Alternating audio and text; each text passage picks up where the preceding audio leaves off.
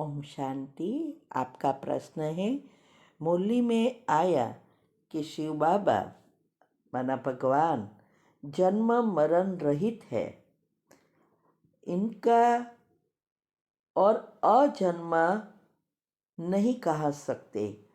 भगवान को तो अजन्मा बोलते हैं, तो अजन्मा और जन्म मरण रहित में क्या अंतर है, ये डिटेल से समझना है।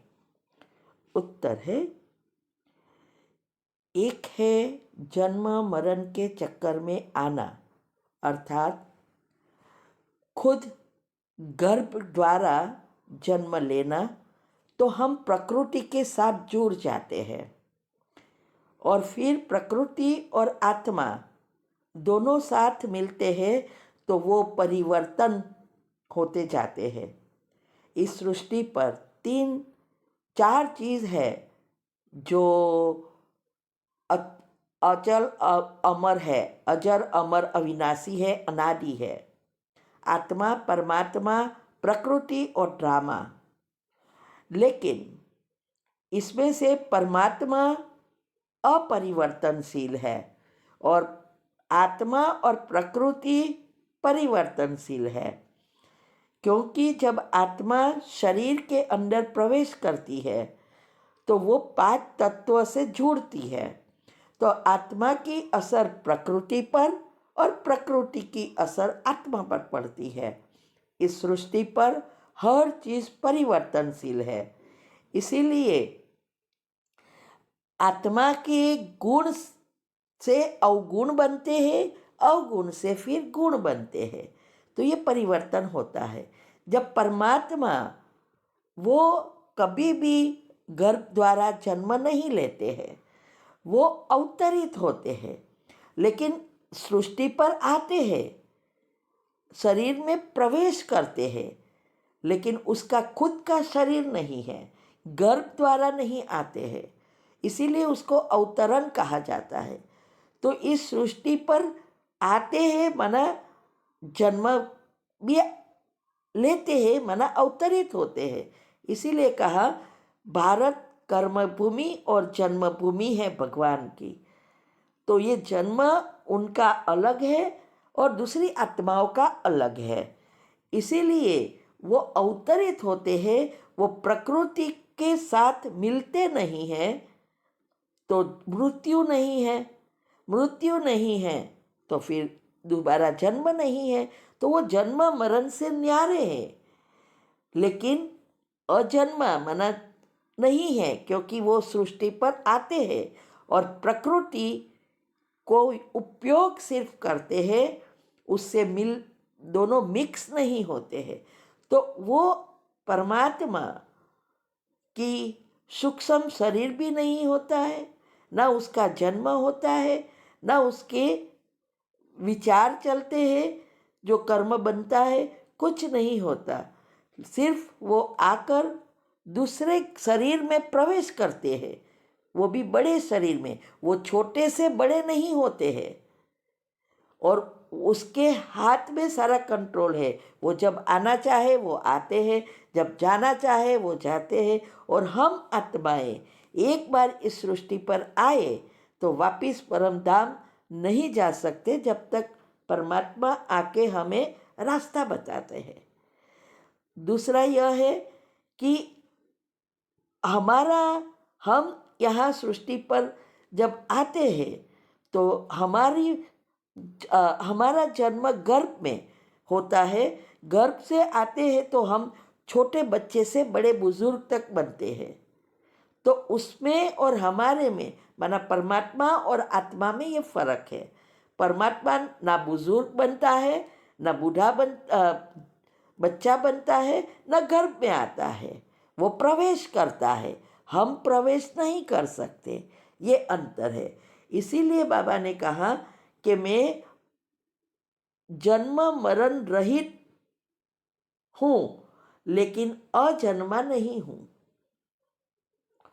यही अंतर है। ओम शांति। है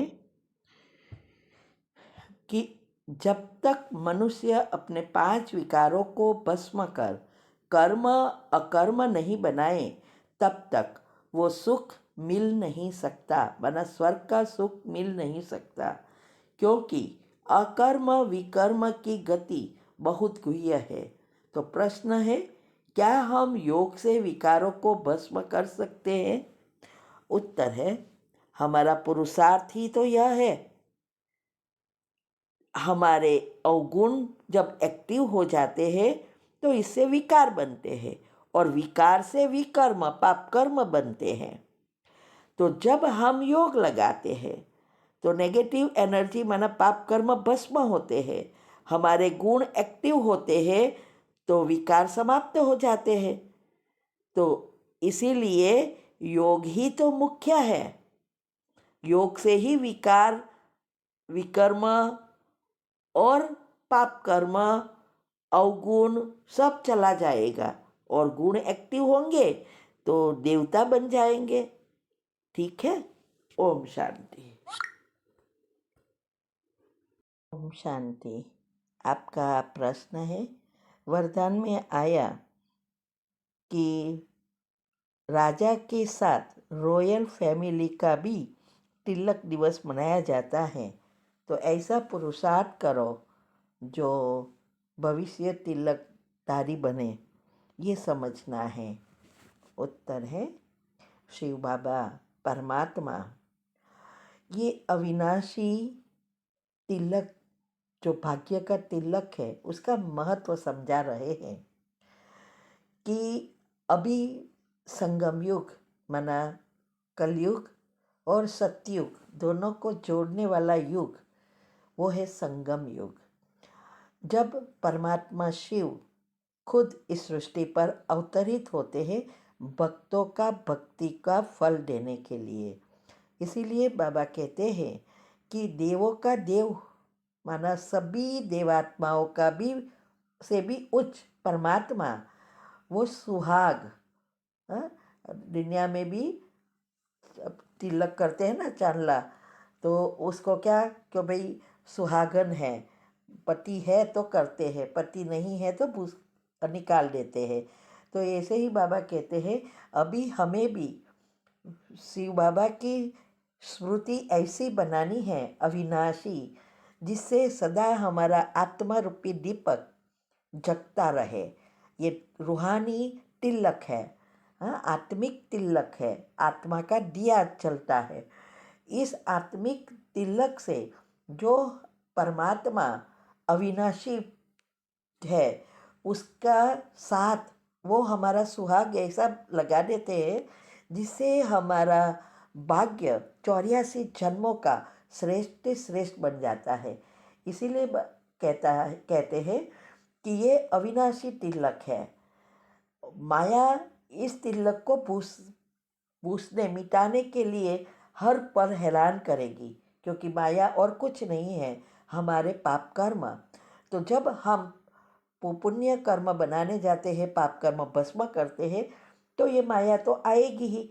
तो शिव बाबा कहते हैं कि तो भी हमें अगर स्मृति है शिव बाबा की, अगर हम देही अभिमानी बनते हैं तो हम वही आत्माएं जो अभी इंद्रियों पर कंट्रोल आ जाता है, कर्मेंद्रियों पर कंट्रोल आ जाता है, वो अविनाशी संस्कार बना देते हैं, देवी संस्कार नेचुरल बनते जाते हैं।